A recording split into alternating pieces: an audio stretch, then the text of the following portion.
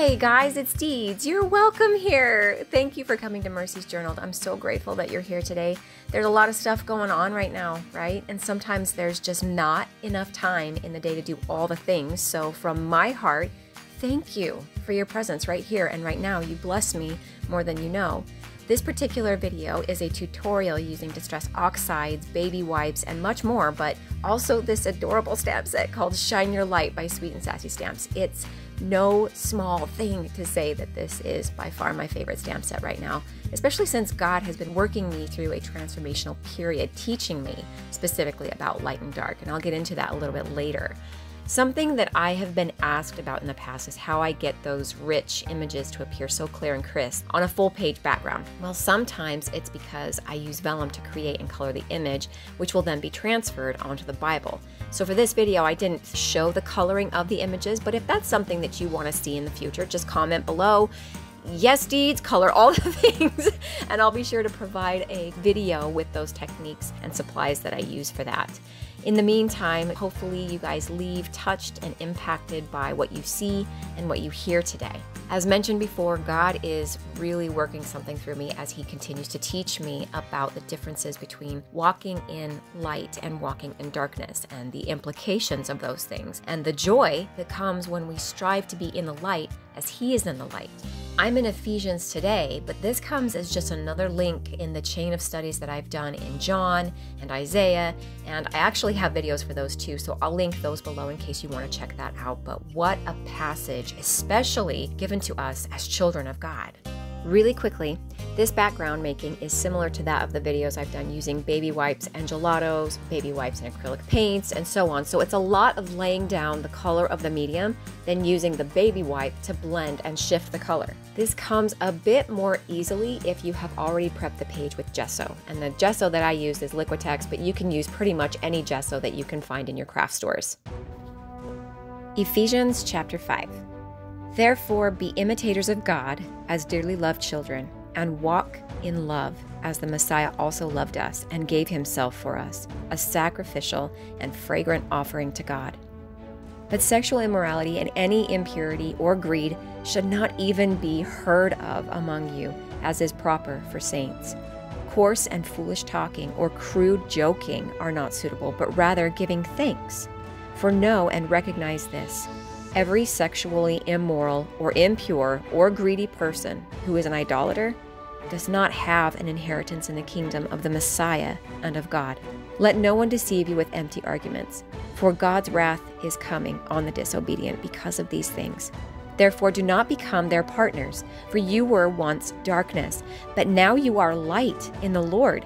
Walk as children of light, for the fruit of the light results in all goodness, righteousness, and truth, discerning what is pleasing to the Lord. Don't participate in the fruitless works of darkness, but instead expose them.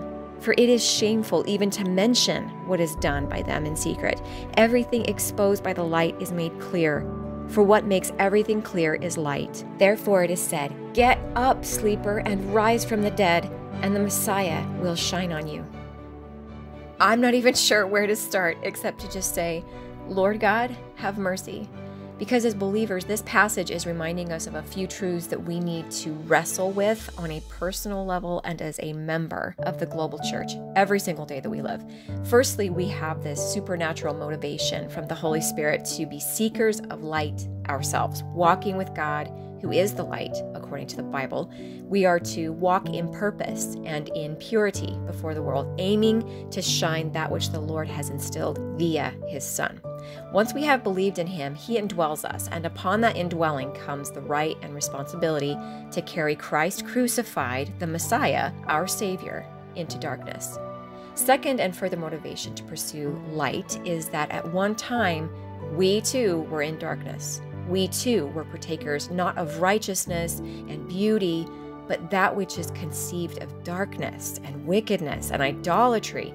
We were dead, lifeless, and fruitless. So our calling is to live in light and shine that light. It's a similar call to love God and love people.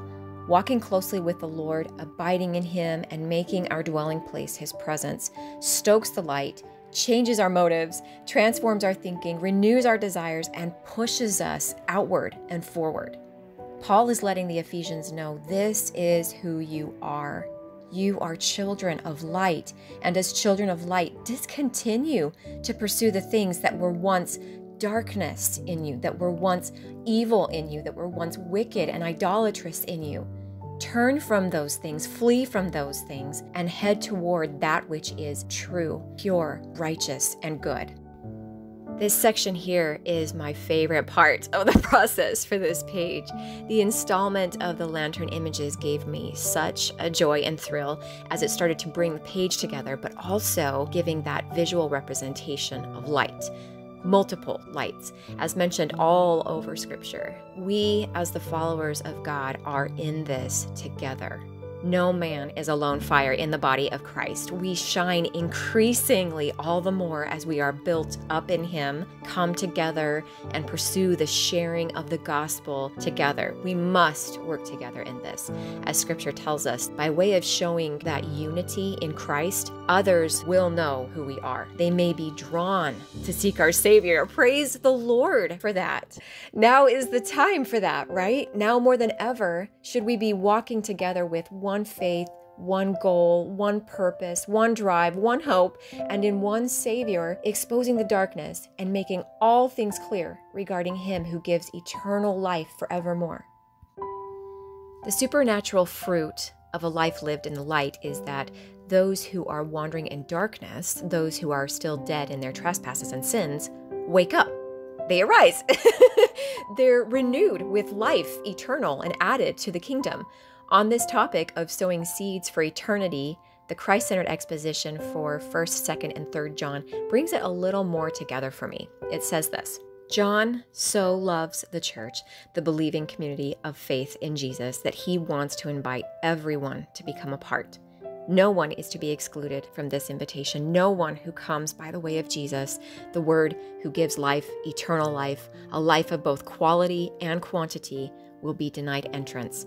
The moment you enter into a personal relationship with Him, this life is yours, and this fellowship is yours as well. Friends, now is the time. The world grows increasingly darker with the powers of the airs that surround us and the evil of man's heart that persists.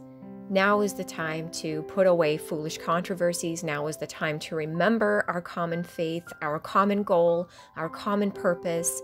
It is one heart, one mind, one way, one truth, and one life, and one Christ that we carry.